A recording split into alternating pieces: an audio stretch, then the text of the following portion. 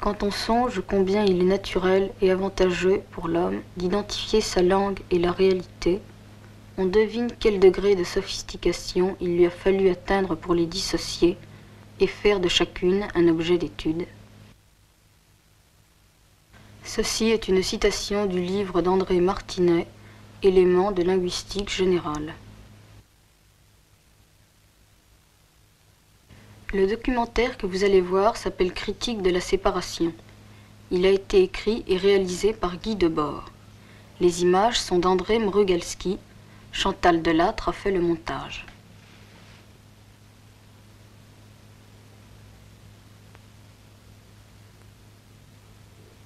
Ce film, achevé au mois de février 1961, est produit par la Dansk Fransk Experimental Film Company.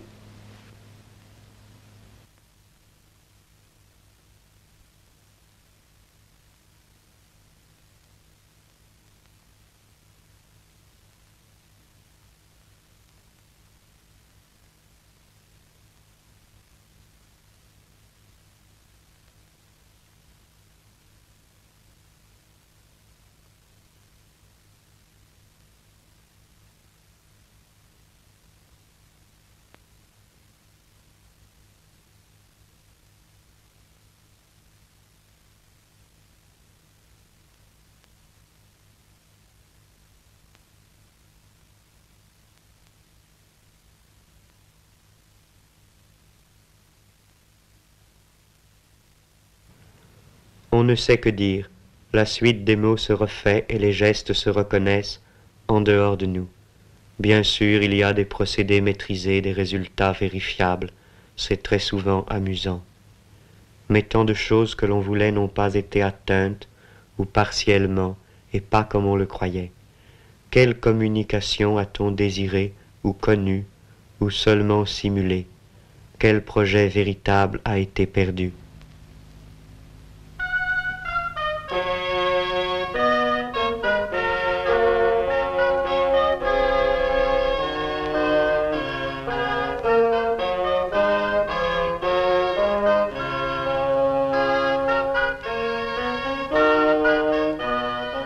Le spectacle cinématographique a ses règles qui permettent d'aboutir à des produits satisfaisants. Cependant, la réalité dont il faut partir, c'est l'insatisfaction. La fonction du cinéma est de présenter une fausse cohérence isolée, dramatique ou documentaire, comme remplacement d'une communication et d'une activité absente. Pour démystifier le cinéma documentaire, il faut dissoudre ce que l'on appelle son sujet.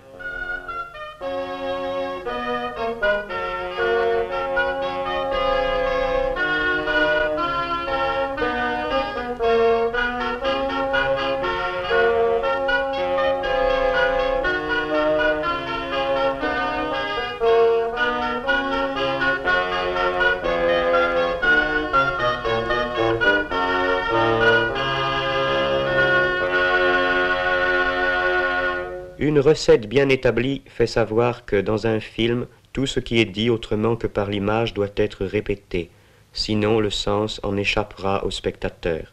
C'est possible. Mais cette incompréhension est partout dans les rencontres quotidiennes. Il faudrait préciser, mais le temps manque et l'on n'est pas sûr d'avoir été compris. Avant d'avoir su faire ou dire ce qu'il fallait, on s'est déjà éloigné. On a traversé la rue, on est allé outre-mer, on ne peut se reprendre. Après tous les temps morts et les moments perdus, restent ces paysages de cartes postales traversés sans fin, cette distance organisée entre chacun et tous. L'enfance, mais c'est ici, nous n'en sommes jamais sortis. Notre époque accumule des pouvoirs et se rêve rationnel. Mais personne ne reconnaît comme sien de tels pouvoirs. Il n'y a nulle part d'accès à l'âge adulte, seulement la transformation possible, un jour, de cette longue inquiétude en sommeil mesuré. C'est parce que personne ne cesse d'être tenu en tutelle. La question n'est pas de constater que les gens vivent plus ou moins pauvrement, mais toujours d'une manière qui leur échappe. En même temps, c'est un monde où nous avons fait l'apprentissage du changement. Rien ne s'y arrête. Il apparaît sans cesse plus mobile. Et ceux qui le produisent, jour après jour contre eux-mêmes, peuvent se l'approprier, je le sais bien.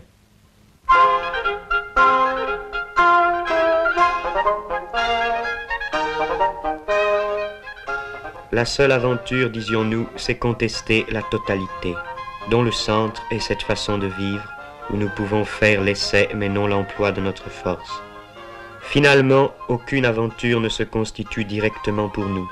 Elle participe d'abord, en tant qu'aventure, de l'ensemble des légendes transmises, par le cinéma ou autrement, de toute la pacotille spectaculaire de l'histoire.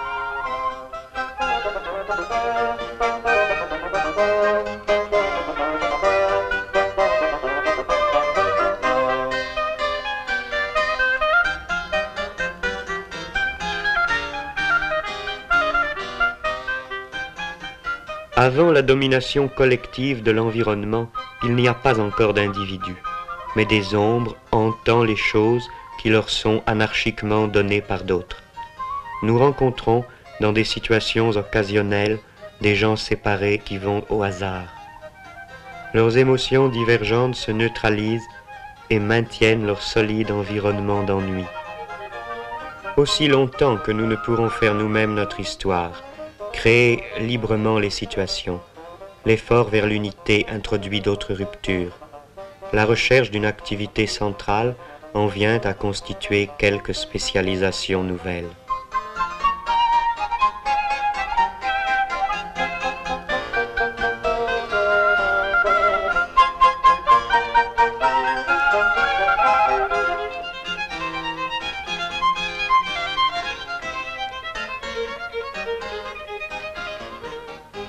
Et quelques rencontres seules furent comme des signaux venus d'une vie plus intense qui n'a pas été vraiment trouvée.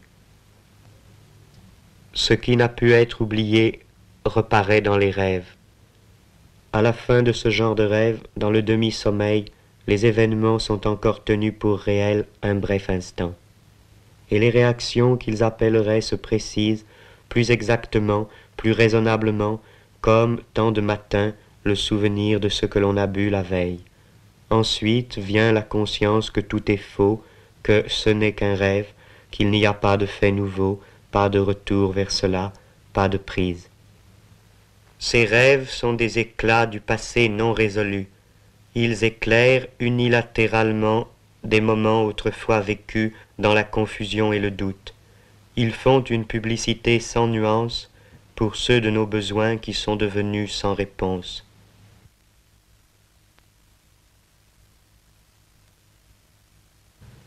Voici la lumière du jour et des perspectives qui, maintenant, ne signifient plus rien.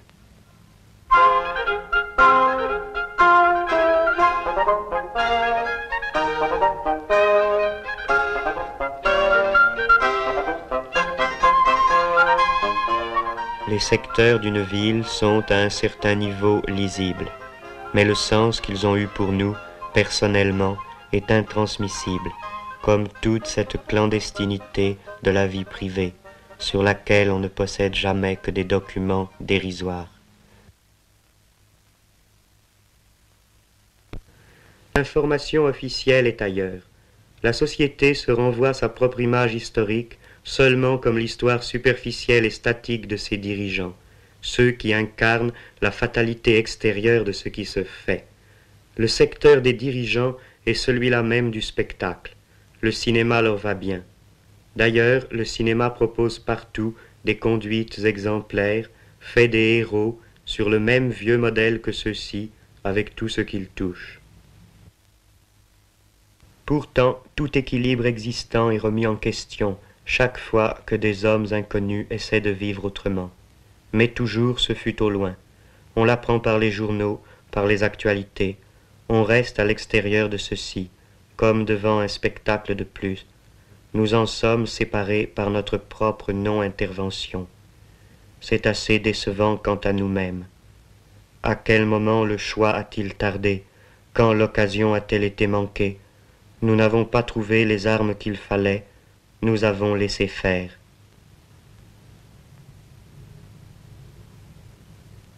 J'ai laissé faire le temps, j'ai laissé perdre ce qu'il fallait défendre.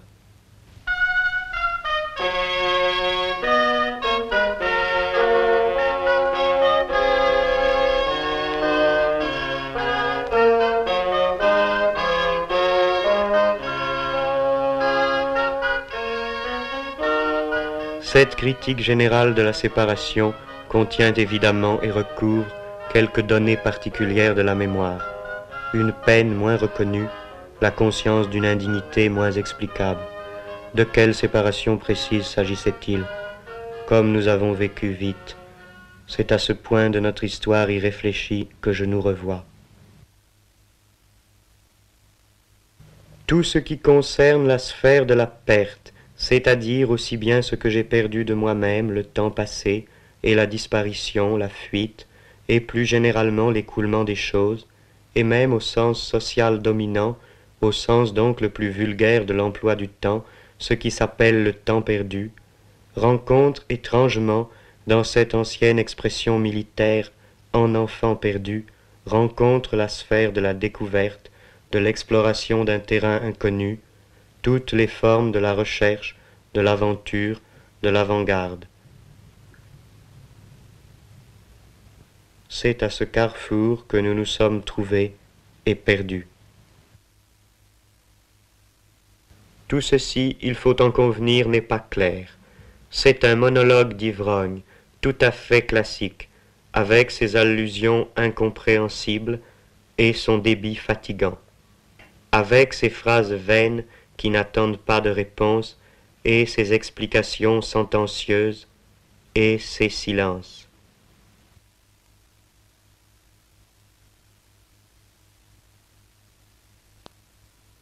La pauvreté des moyens est chargée d'exprimer sans phare la scandaleuse pauvreté du sujet.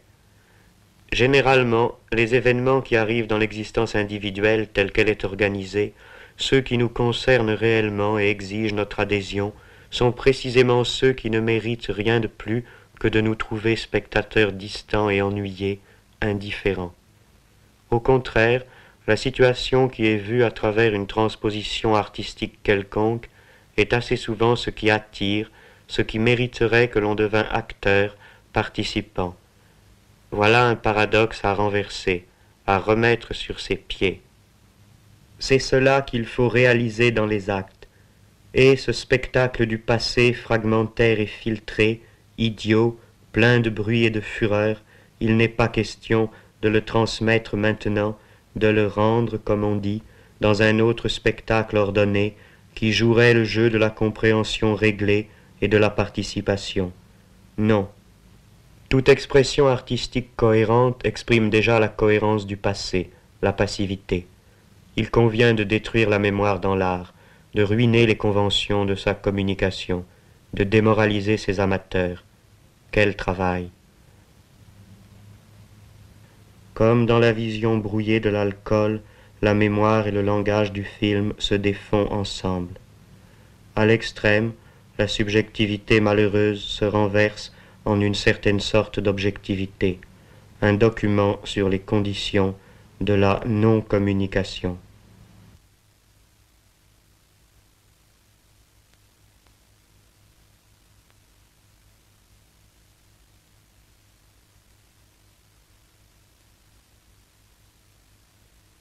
Par exemple, je ne parle pas d'elle. Faux visage, faux rapport. Un personnage réel est séparé de qui l'interprète, ne serait-ce que par le temps passé entre l'événement et son évocation, par une distance qui grandira toujours, qui grandit en ce moment. Comme l'expression conservée reste elle-même en tout cas séparée de ceux qui l'entendent, abstraitement et sans pouvoir sur elle. Le spectacle, dans toute son étendue, c'est l'époque, dans laquelle une certaine jeunesse s'est reconnue, le décalage entre cette image et les résultats. Quel aspect, quel goût, quel refus et quel projet la définissait alors, et puis comment elle s'est avancée dans la vie courante.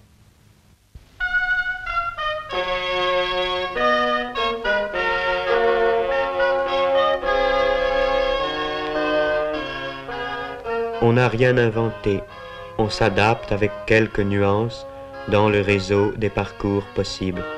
On s'habitue, semble-t-il.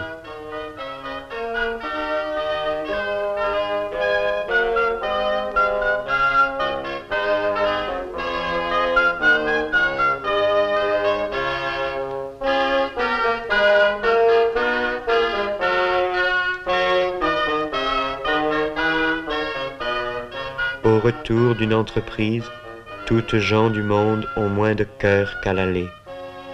Beaux enfants, l'aventure est morte.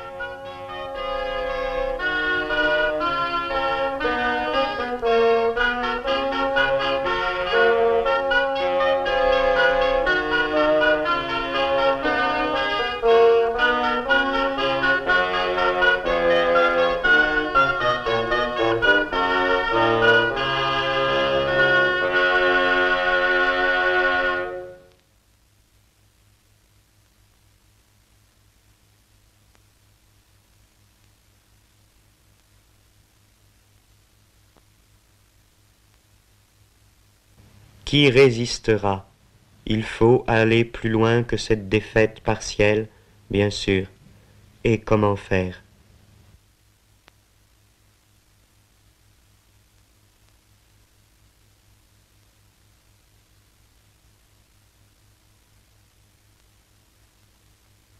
C'est un film qui s'interrompt mais ne s'achève pas.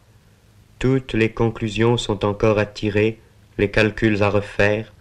Le problème continue d'être posé, son énoncé se complique, il faut recourir à d'autres moyens.